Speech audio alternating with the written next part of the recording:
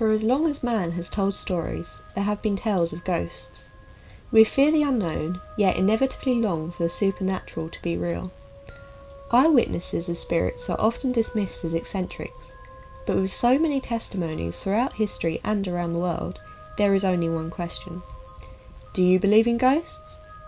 I caught up with spiritualist Maurice Finch, who works as a tour guide at Eastbury Manor House, which is a building steeped in historical significance, and listened to his tales of the spiritual and unknown.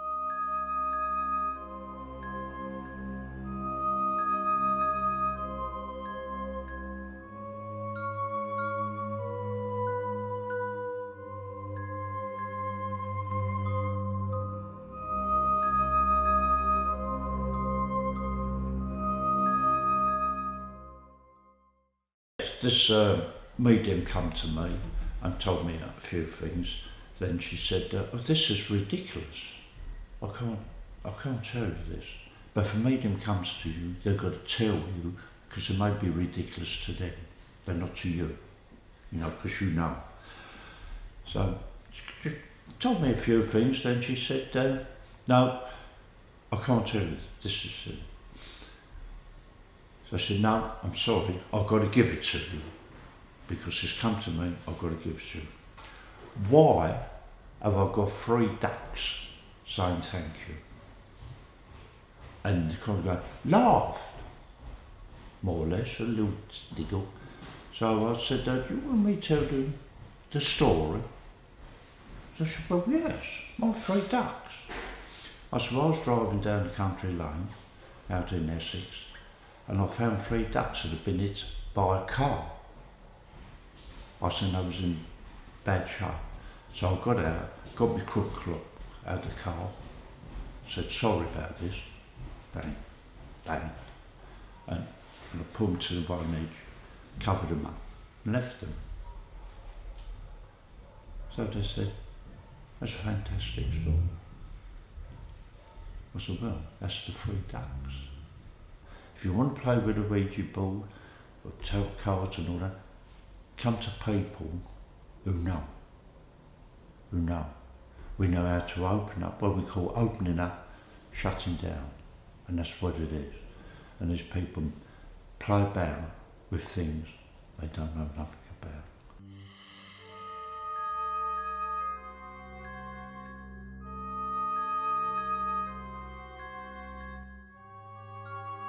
Having heard about the building now known as the Sugar Hut in Brentwood, previously being haunted during its days as a pub, I asked Maurice what his take on it no longer being reported as haunted was. He was half in limbo or something.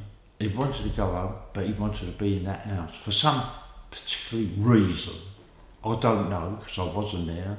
If I had been there, I could have probably said, "Well, why are you here?"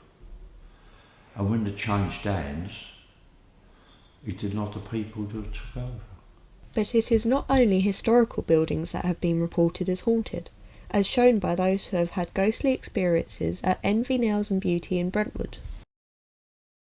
We've had a few experiences in here. We've had things flying off the shelves and kettles boiled by itself, music always switches on and off, loads of stuff really.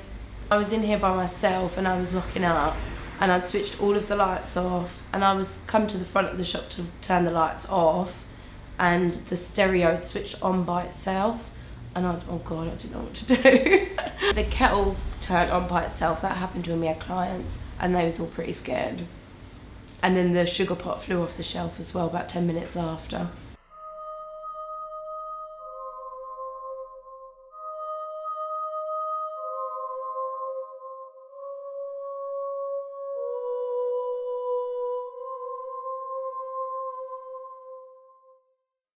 Appearing to be a hotspot for spirits, the Swamp Hole in Brentwood has also reported sightings of ghosts.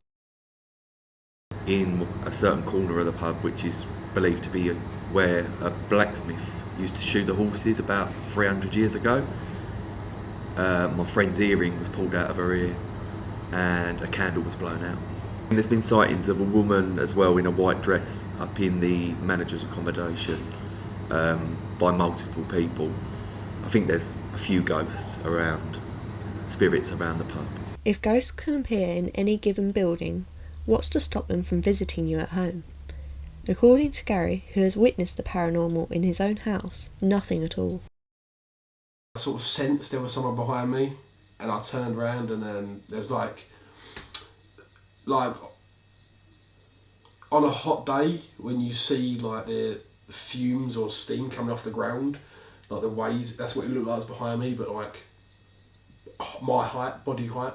I used to have this statue of this concrete bulldog, and it probably weighed a good 3 or 4 stone, and it was just like pretty about that big, and I was laying in bed and I heard like a scraping on my floor, and I was like, oh, you know, when you go cold inside, there's the concrete bulldog scraping along my floor and slamming into the radiator next to me, and I've always sort of tried to be like, yeah, I'm not scared of anything, but that was the one time that I've actually been so scared that I didn't move. I just sort of lay there frozen for about 10 minutes. Things used to go missing in my old bedroom. I remember once, the weirdest one was I dropped, maybe it was like a little figurine or something off my window ledge, and I dropped it, and the second it hit the floor, as I looked down, it was gone.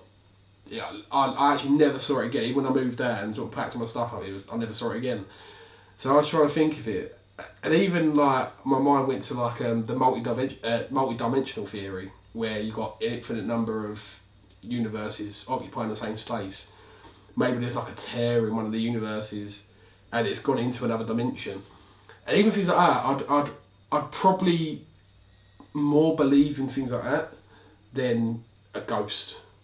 Of course, debatably some places are more likely to be haunted than others, and the British Museum, a place steeped in history, had its own moments of striking fear into those working there. I worked as a security guard. We used to do night patrols, particularly from 12 o'clock onwards to about 2 in the morning. It was quite scary going through the galleries just with a torch. When we locked the doors behind us, Chubb locked the doors with a Chubb key. As we walked further down to the next galleries, we could hear the doors closing again, and that was a bit unsettling. One evening in this particular area, one of my colleagues said he heard somebody moving about, so we all converged on that particular gallery, searched it from top to bottom, even on the roof, and there was nobody there.